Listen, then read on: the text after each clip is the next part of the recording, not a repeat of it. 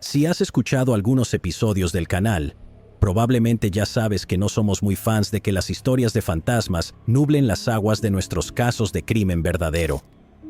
Como el mejor detective del mundo, Scooby-Doo, estamos totalmente enfocados en quitar esa máscara de tienda de $1 y revelar al culpable humano que se esconde debajo. A menudo, lo que encuentras es mucho más perturbador que cualquier fantasma o duende. Aún así, hay algunos casos criminales que envían un escalofrío por la columna vertebral, incluso al más acérrimo racionalista. Eso es porque lo que revelan es un hecho inquietante, que algunas casas realmente están embrujadas, solo que no de la manera que podrías esperar. Eso es lo que exploraremos en el caso de hoy, la historia de un verdadero fenómeno paranormal con consecuencias mortales. Advertencia justa. Este tiene el potencial de encender tu paranoia, así que, si vives solo, quizás quieras omitir este episodio. Pero si tienes el valor de acompañarnos, prepárate para que tus pesadillas se alimenten con la cara de Theodore Edward Connis, el Spider-Man de Denver. Es el 17 de octubre de 1941. El septuagenario Phil Peters vive solo en su casa en el lado norte de Denver, mientras su esposa se recupera de una fractura de cadera en el hospital. Esto fue en una época en la que incluso saber cómo funcionaba una estufa era suficiente para etiquetar a un hombre como un debilucho. Así que el funcionario ferroviario retirado había estado recogiendo sus cenas de una vecina mientras su esposa estaba fuera de casa. Esa noche se retrasó para la cena. La oscuridad llegó y la vecina esperó un poco para ver si alguien aparecería.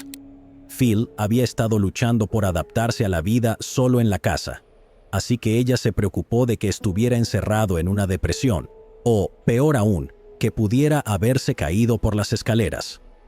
Cuando fue a chequear al anciano, encontró que todas las luces de la casa estaban apagadas. Era extraño, ya que él habría notificado primero si tenía otro lugar al que ir. Nadie respondió cuando tocó el timbre. La buena samaritana fue a pedir ayuda a otros vecinos, quienes se decidieron a entrar y verificar si el señor Peters estaba bien. Sin embargo, el lugar estaba cerrado con llave.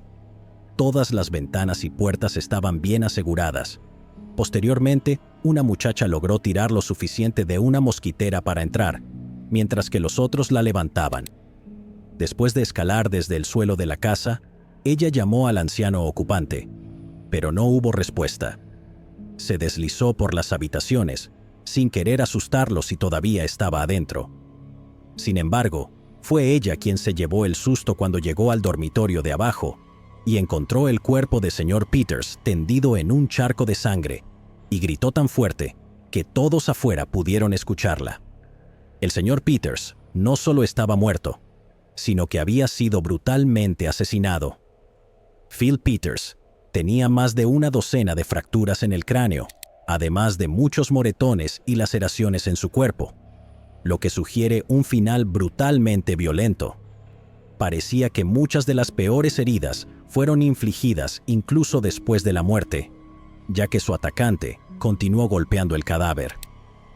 Nada parecía haber sido robado de la casa, por lo que era poco probable que se tratara de un robo que salió mal.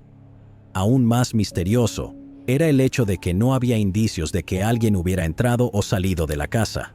La policía, al igual que los vecinos que llegaron antes, encontró cada entrada a la casa cerrada desde adentro. No había señales de entrada forzada, aparte del mosquitero de la ventana que fue causada por los vecinos que rompieron para entrar y encontrar el cuerpo. Quien mató a Phil Peters simplemente desapareció en el aire.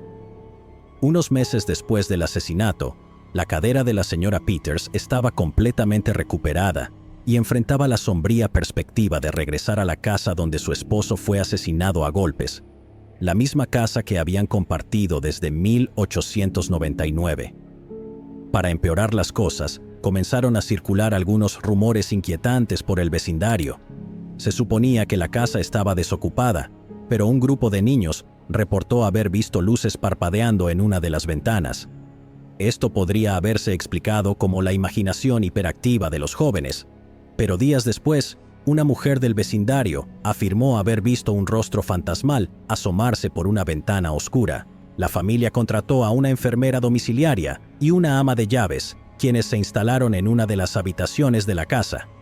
Esta fue una decisión de corta duración, porque pronto la enfermera comenzó a escuchar extraños ruidos de rasguños dentro de las paredes y a encontrar objetos fuera de lugar por la mañana. Su creciente sensación de miedo llegó a su punto máximo una fría noche de enero, cuando salió de su habitación en medio de la noche para investigar un ruido y tuvo un encuentro con la presencia fantasmal.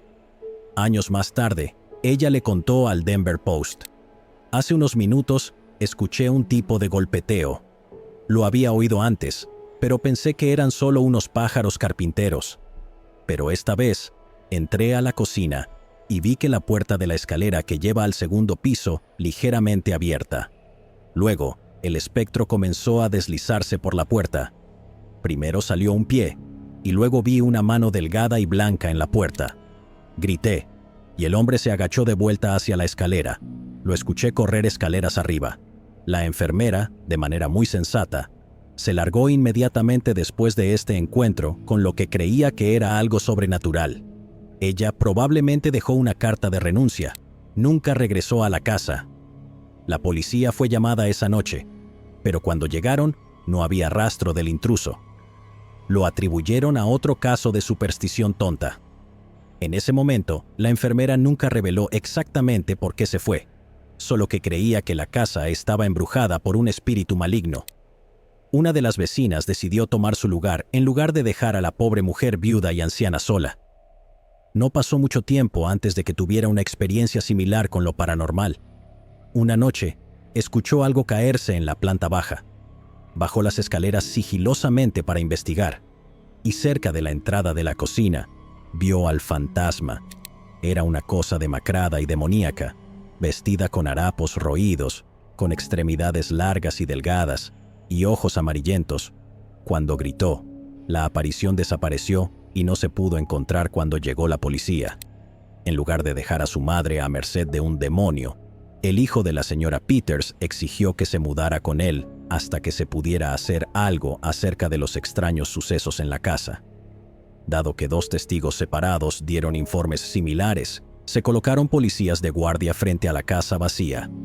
Esto solo duró unas pocas semanas, ya que, debido a la falta de actividad paranormal, la vigilancia fue abandonada. Durante los meses siguientes, los oficiales regresaban ocasionalmente a verificar la casa en caso de que el hombre misterioso volviera a aparecer. Esta pequeña asignación de casa de fantasmas gótica no era su tipo habitual de trabajo, y probablemente esperaban que fuera bastante aburrido. Después de todo, solo era un poco de superstición absurda, ¿verdad? Eso es lo que suele pasar en estos casos. Pero los dos policías enviados para un chequeo rutinario, el 30 de julio de 1942, estaban a punto de llevarse la sorpresa de sus vidas. A última hora de la tarde, el cartero estaba haciendo su ronda habitual cuando los oficiales lo vieron dejar algunas cartas en el buzón de los Peters. Fue entonces cuando notaron un movimiento en la ventana de la sala, un destello de un rostro entre las cortinas. Corrieron al otro lado de la calle para investigar y forzaron la entrada a la casa abandonada. Para ese momento, todo estaba cubierto por una gruesa capa de polvo que se levantaba en nubes con cada paso. Escucharon, intentando captar algún sonido de movimiento. Pasaron unos largos segundos sin ningún ruido, pero de repente, oyeron el clic de una cerradura en el segundo piso. Alguien estaba en la casa después de todo. Los oficiales corrieron escaleras arriba hacia la fuente del sonido, una puerta de armario al final del pasillo. Uno de ellos la abrió de golpe y vieron un par de pies huesudos colgando del techo. Obviamente, ninguno de los hombres había visto The Grudge, así que no dudaron en perseguir a la figura esquelética que intentaba escapar a través de la escotilla del ático. El detective Roy Bloxham saltó al armario y metió la mano a través del agujero en el techo, logrando arrancar un trozo de tela de los pantalones roídos de la figura. Luego, agarró su tobillo y lo arrastró de vuelta a través del estrecho pasadizo, haciendo que el fantasma asesino cayera al suelo con un grito penetrante. Para su alivio, la figura escuálida que yacía en el suelo era de carne y hueso, un ser humano. Era un hombre que había quedado inconsciente durante la pelea. Sin embargo, se veía tan cercano a los muertos vivientes como cualquier hombre puede lucir. Famélico, harapiento, con un cabello largo y desordenado y una barba sucia. Estaba tan delgado que sus huesos sobresalían por su piel pálida, y la ropa que llevaba puesta estaba podrida. Mientras esperaban la llegada de una ambulancia, uno de los hombres decidió asomar la cabeza por el agujero en el techo, que era todo lo que podía pasar por la diminuta apertura. Los oficiales ya habían notado la escotilla antes, pero su pequeño tamaño les hizo descartar la posibilidad de que un adulto pudiera pasar por ella. Además, los antiguos ocupantes de la casa nunca la usaban y estaba atascada cuando los policías intentaron abrirla, por lo que decidieron dejarla cerrada. Sin embargo, ahora pudieron echar un vistazo adentro. Era un espacio diminuto, de apenas 68 centímetros de alto y 1 metro con 44 centímetros de ancho. Por cómo lucía, llevaba viviendo allí por algún tiempo. Había colocado una tabla de planchar en el suelo como una cama improvisada, llena de suciedad, sábanas costrosas y revistas viejas. Las telarañas colgaban espesas alrededor de la única bombilla que iluminaba el lugar. El hedor era tan insoportable que el oficial solo pudo soportar mirar unos momentos antes de sacar la cabeza y regresar a la escena principal abajo. Entonces, ¿quién demonios era este miserable y sucio individuo tirado en el suelo frente a ellos? Los detectives llamaron a su capitán, un oficial llamado James Childers, quien más tarde se convertiría en jefe de policía. Childers, años más tarde, relató su experiencia de ese día con el poder descriptivo de un novelista frustrado, contándole a la prensa cómo se enfrentó al ser más extraño que haya visto. Era un hombre alto, de poco menos de 1 metro con 83 centímetros, pero tan delgado como una hierba marchita. Su cabello sucio colgaba abajo sobre sus orejas, y su piel tenía el feo tono gris sucio de un cielo nublado. Este extraño y enfermizo personaje luego recibiría el apodo de el hombre araña de Denver de Moncrief Place, debido a su estilo de vida parecido al de una araña. La prensa creó el apodo cuando el detective Fred Sarno les habló del espacio donde vivía, diciendo que un hombre tendría que ser una araña para soportar estar allá arriba. Él fue el primero en entrar completamente al ático, habiendo sacado el pitillo más corto por ser el oficial de menor estatura en la comisaría. Cuando Sarno subió para ver mejor el lugar, terminó vomitando por el hedor. Allí encontró una reserva de alimentos enlatados, una radio casera y un enchufe eléctrico desviado de la fuente principal de la casa. Para ese momento, el ocupante ya había sido llevado bajo custodia policial para recuperarse de la experiencia. Para descubrir la verdadera identidad del Spider-Man, los detectives tendrían que esperar hasta que estuviera en mejores condiciones. Una vez que el esquelético ocupante recuperó la conciencia, se mostró sorprendentemente cooperativo para ser un goblin asesino del ático. Dadas sus condiciones, todo lo que necesitó fue algunas buenas comidas y una taza de café caliente para convencerlo de contar su historia de vida. Como resultó, comenzó a vivir como una araña después de un desafortunado viaje escolar en el que fue testigo del trágico asesinato de su tío Ben, quien... No, espera, me equivoqué de Wikipedia. Sí, la historia de origen del Spider-Man propio de Denver era en realidad mucho más deprimente que esa. Nacido en 1882 como Theodore Edward Connis, perdió a su padre cuando tenía solo 5 años. Él y su madre se mudaron por varias ciudades antes de establecerse en Denver. El joven Theodore era un niño problemático y terminó abandonando la escuela secundaria a una edad temprana, en parte debido a problemas de salud que lo atormentaron durante toda su vida. A Theodore le dijeron desde joven que no llegaría a la edad adulta. Cada vez que su madre buscaba una nueva opinión de otro médico, le decían lo mismo. Su hijo tendría suerte si llegaba a los 18 años. Estaba cerca de ese fatídico plazo cuando conoció a un hombre de unos 20 años llamado Philip Peters, quien compartía su interés por la música. Después de conocerse en un club de guitarristas y mandolinistas, el enfermizo joven a menudo visitaba la casa de Peters, que él había comprado no hacía mucho con su nueva esposa. Se detenía de vez en cuando para tocar con el resto del grupo de la mandolina o simplemente cenar con los recién casados. Este tipo de contacto social era agridulce para el joven, ya que la compañía de amigos solo servía para amargar a Theodore contra el mundo que se le estaba negado por su mala salud. No tuvo novias mientras crecía, y su madre le impedía conseguir un trabajo o practicar deportes. Como resultado, se convirtió en un marginado entre sus compañeros, prefiriendo una vida recluida al constante ridículo. Más tarde, incluso dejó de visitar la casa de Philip. Pasarían varias décadas antes de que volviera a tocar esa puerta. En el ínterin, su vida fue de crisis en crisis, comenzando con la quiebra y muerte de su madre, quien fue estafada con todos sus ahorros. Después de que ella falleció, Theodore Connies salió al mundo. Vivió mucho más de lo que cualquier médico había estimado, pero sin encontrar nunca algo por lo que realmente valiera la pena vivir.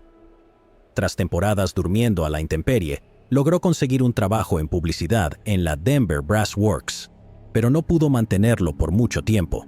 Seguidamente, se vio obligado a llevar una vida de vagabundo durante la Gran Depresión en Estados Unidos, viajando a California y durmiendo bajo un puente, luego moviéndose lentamente de estado en estado hasta llegar a Nueva York. Allí consiguió un trabajo como vendedor, que se desmoronó en cuestión de meses. Ese fue el último intento de Connies de encajar en la sociedad normal. Una y otra vez fue golpeado y derribado, y ahora todo lo que quería era un lugar tranquilo para escapar del mundo por el resto de sus días. En septiembre de 1941, decidió regresar a Denver, donde buscó la caridad de algunos viejos conocidos. Entre las personas que planeaba contactar estaba Philip Peters, una de las pocas personas que lo había tratado con verdadera amabilidad en su adolescencia. Connies se dirigió a la casa en el número 3335 de West Moncrief Place por primera vez en casi 3 décadas. Cuando llegó, no encontró a nadie en casa. Probó la puerta, que había sido dejada sin llave, como era costumbre en esa parte segura de la ciudad. Al principio, solo tenía la intención de robar algo de comida y dinero, pero mientras vagaba por la casa vacía, otra idea se le ocurrió. Ahora, con más de 60 años, el anciano inválido estaba en un estado de salud precario. Un invierno más durmiendo a la intemperie probablemente sería su fin, y miró cuánto espacio tenía su viejo conocido en esa cálida y cómoda casa. Buscó un lugar oculto para descansar y encontró la pequeña trampilla del ático en el armario. Cualquiera con una complexión normal habría tenido dificultades para pasar por la trampilla, pero Connies estaba extremadamente delgado después de vivir de sobras durante años. Pudo deslizarse sin problema y cayó en el mejor sueño que había tenido en semanas. Mientras el Spider-Man de Denver dormía en el pequeño escondite, escuchó al ocupante legal de la casa regresar abajo. En lugar de salir del techo para un reencuentro desagradable, decidió quedarse completamente quieto y mantener su escondite secreto el mayor tiempo posible. Incluso si soltaba algún que otro tosido contenido. Peters tenía más de 70 años y no tenía el mejor oído. Su visitante pronto se dio cuenta de esto y se volvió más audaz en sus deambulaciones por la casa. Al principio, el hombre araña del ático solo descendía cuando Philip se iba de la casa, pero se graduó a métodos mucho más inquietantes. En su declaración a la policía, fue citado diciendo: «Siempre que lo escuchaba abajo, me quedaba muy quieto. Luego me volví más atrevido y empecé a seguirlo de habitación en habitación. Era como un juego. Me daba mucha emoción. Fue la primera vez en mi vida que tuve a alguien a mi merced, pero no quería hacerle daño. Pero eso es exactamente lo que hizo. Esa noche de octubre, unas 5 semanas después de que el visitante no deseado se instalara en el espacio de arrastre del ático, fue atrapado con las manos en la masa, justo en la puerta del refrigerador. Pensaba que su anfitrión había salido esa noche para visitar a su esposa, pero en realidad, él había estado durmiendo en el sofá.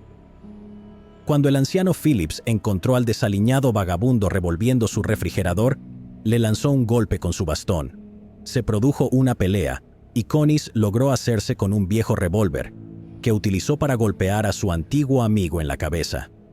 Phillips huyó de la sala de estar, pero su atacante le asestó otro fuerte golpe antes de que pudiera pedir ayuda.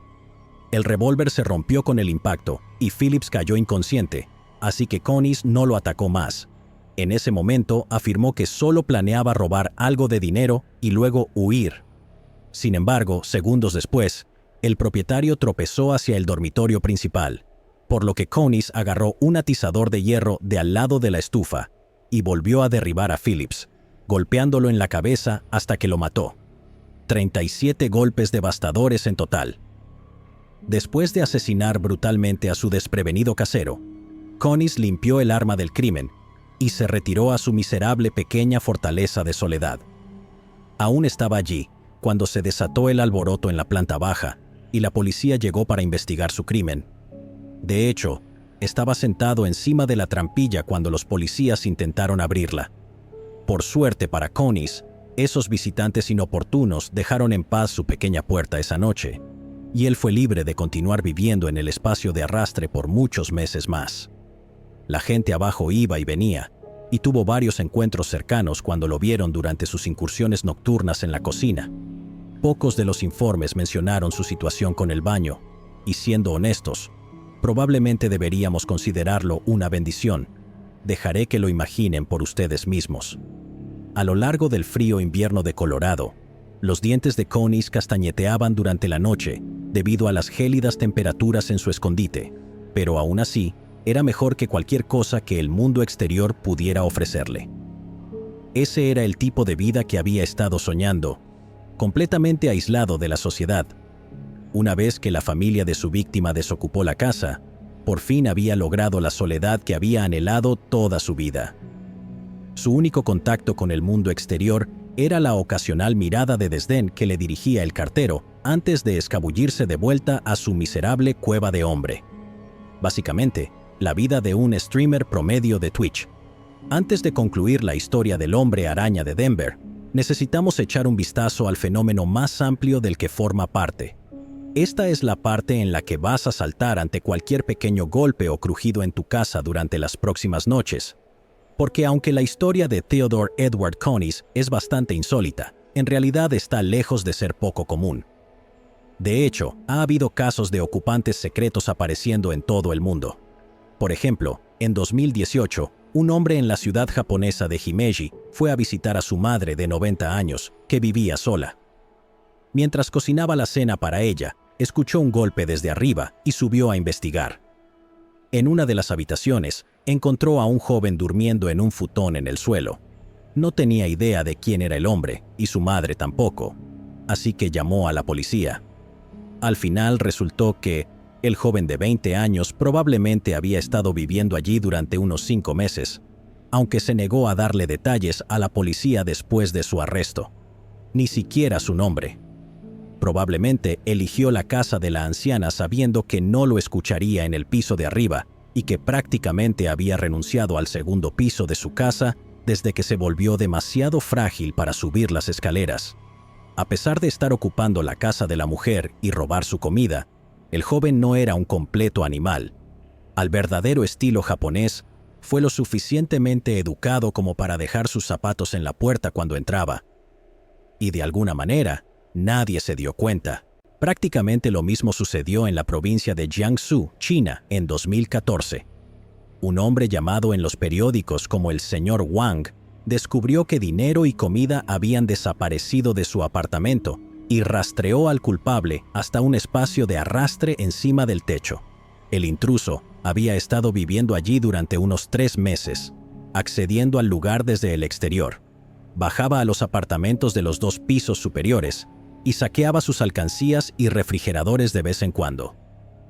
El ocupante incluso tuvo el descaro de bajar y usar la cocina del señor Wang mientras él estuvo trabajando. Estas historias son relativamente inofensivas en comparación con la del Spider-Man de Denver. No se hizo daño, aparte de un poco de robo menor, pero la idea de un inquilino no deseado en tu casa es inquietante de todas formas. Como ya hemos visto, el potencial de que estas situaciones se conviertan en violencia es muy, muy real. A veces, sin embargo, los motivos van más allá de solo encontrar un lugar cálido para dormir. En 2012, una mujer en Carolina del Sur se despertó con un estruendo ensordecedor por encima de su techo, demasiado fuerte para ser un animal. Inicialmente, pensó que estaba siendo acosada por un poltergeist, pero cuando llamó a sus hijos adultos para que la ayudaran, descubrieron a su exnovio viviendo en su ático. La mujer había roto con él hacía más de 12 años, poco antes de que él fuera a prisión. Él no lo tomó particularmente bien y le escribió cartas de amor con regularidad desde adentro.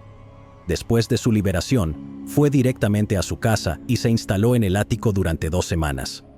Lo peor de todo es que había estado viéndola dormir a través de un respiradero en el techo todo ese tiempo. Me pregunto cuántos de los oyentes ahora mismo echaron un vistazo a sus respiraderos. Una historia más antes de continuar y es, de lejos, la más inquietante de todas. El escritor estadounidense Grady Hendrix contó la historia de un encuentro similar en Twitter por X, describiendo cómo se topó con un intruso en su cocina cuando era niño en la década de 1980. Sus avistamientos fueron desestimados como fantasías por sus padres hasta que su incómodo invitado terminó falleciendo mientras se escondía dentro de las paredes. Según Hendrix, lo que los alertó sobre la situación fueron los gusanos cayendo a través de la ventilación en su habitación. El inquilino recientemente fallecido había colocado un tapete de espuma junto a la ventilación para observar al niño en secreto. Creo que podría ser hora de sellar esas ventilaciones para siempre. Historias similares han surgido de Washington, Pacocha, Carolina del Norte, Pensilvania, Queensland, Ohio, y así sucesivamente. Hay una alarmante abundancia de estos casos. Tanto que realmente te hace preguntarte cuántos inquilinos secretos se han salido con la suya completamente sin ser detectados. En cuanto a nuestro inquilino secreto original, el Spider-Man de Denver, lo sacaron de su acogedor rinconcito y le ofrecieron un nuevo lugar en el Penitenciario Estatal de Colorado, donde iba a cumplir una condena de cadena perpetua. Después de haber estado encerrado en un pequeño ataúd en el ático durante más de medio año, probablemente fue bastante agradable tener calefacción y un colchón donde dormir. Cuando fue condenado, se dice que dijo: «Ahora me siento seguro, tendré un mejor hogar del que he tenido en años». Pasó el resto de su vida tras las rejas en relativa comodidad antes de fallecer en 1967, con 67 años más de lo que los médicos esperaban que viviera. Al igual que su homónimo ficticio, el Spider-Man de Denver fue más resistente de lo que cualquiera esperaba. Soportó mucho más de lo que le correspondía a lo largo de los años, sin poder establecerse en un mundo que lo seguía derribando. No me malinterpreten, no hay excusa para entrar en casas, y desde luego, no es una excusa para el asesinato. Pero debes admitir que ni Theodore Conis, ni ninguno de aquellos que vinieron antes que él, se habrían molestado en colarse en la casa de alguien en primer lugar si hubiera habido alguna alternativa disponible. Aparte de ese pervertido de Carolina del Sur, no tenemos ninguna simpatía por él. Pero mientras la falta de hogar continúe afectando incluso a las naciones más desarrolladas y los refugios alrededor del mundo estén a su máxima capacidad cada noche, este tipo de historias seguirán surgiendo de vez en cuando. Esto significa que la próxima vez que escuches un crujido en las paredes o notes que alguien se ha tomado una lata extra de cerveza del refrigerador, podría ser un signo de que tienes un invitado no deseado viviendo bajo tu techo.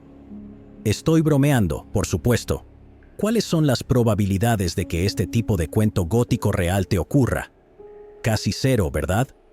Probablemente sean solo las tuberías otra vez, ¿verdad? En serio, deberías ver. Llegados aquí, ¿acaso no has visto este otro crimen? Yo no me lo perdería, ¿eh?